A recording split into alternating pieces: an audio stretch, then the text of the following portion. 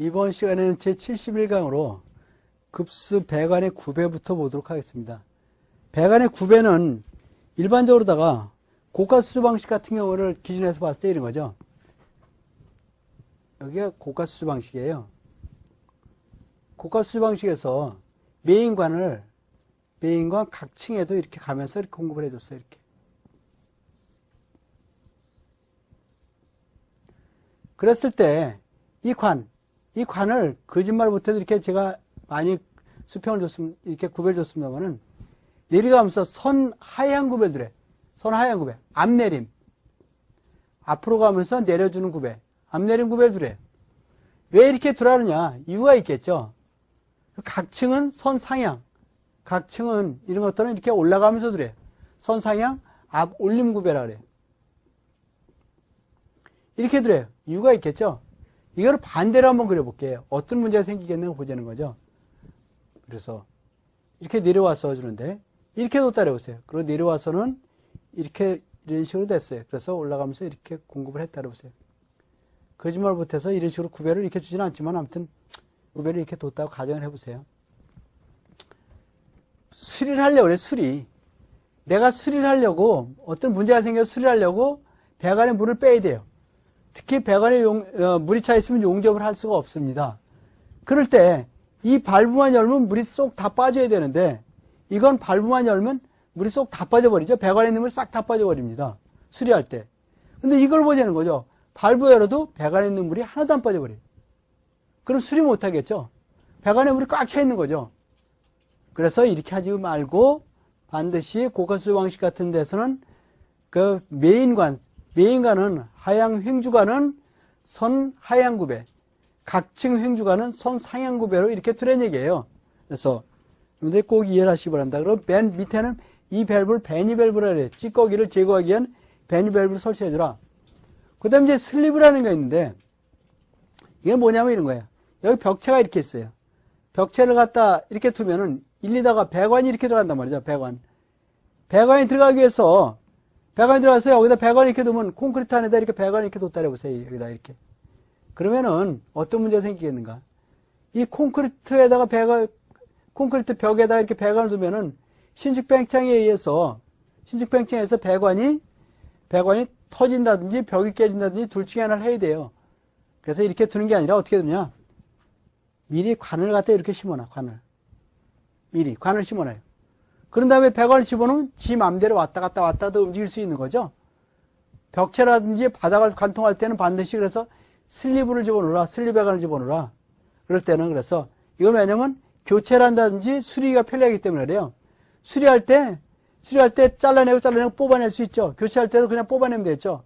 그래서 교체나 수리에 편리하기 위해서 반드시 벽체나 벽을 관통할 때는 벽체라든지 바닥을 관통할 때는 슬리브 배관을 해주라. 그런 얘기입니다.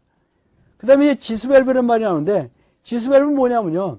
나눠주는 거예요. 분기점 같은 데서 밸브를 두는데 수리를 한다든지 국부적 단수로 해서 밸브를 잠가야 돼. 어느 지역을 국부적으로 잠가야 될 경우가 생겼다. 물을 잠가야 된다.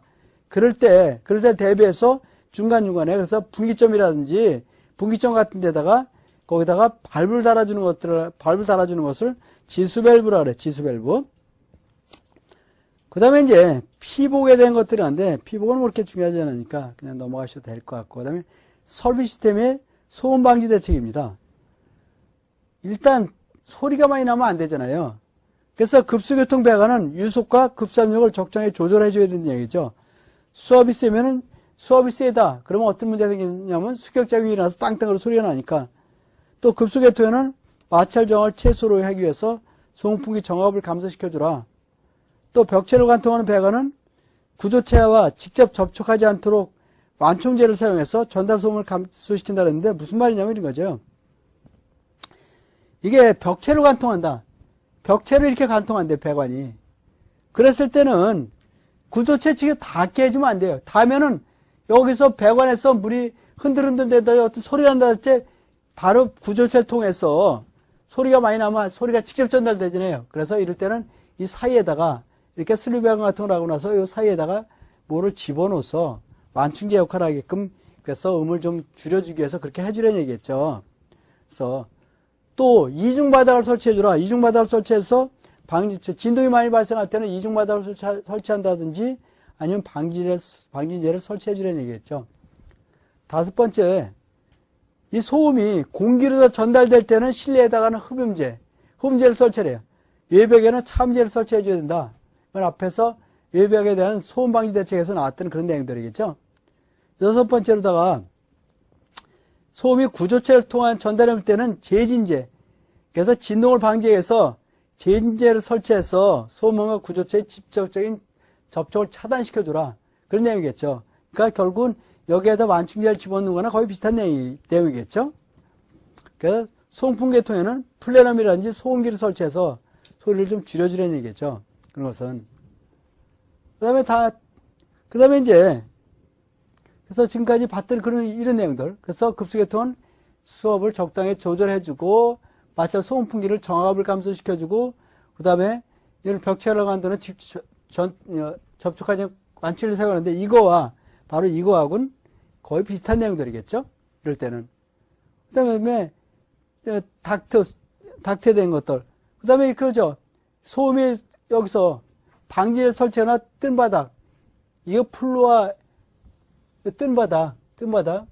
플루아 액세스라 그래가지고, 그래서 뜬 바닥으로 해주라는 거죠. 바닥 또는 이중바닥으로 한다든지 또는 이렇게 뜬 바닥으로 해주래요. 실내 전체를 갖다가. 또는 소음이 공기 전달음인 경우에는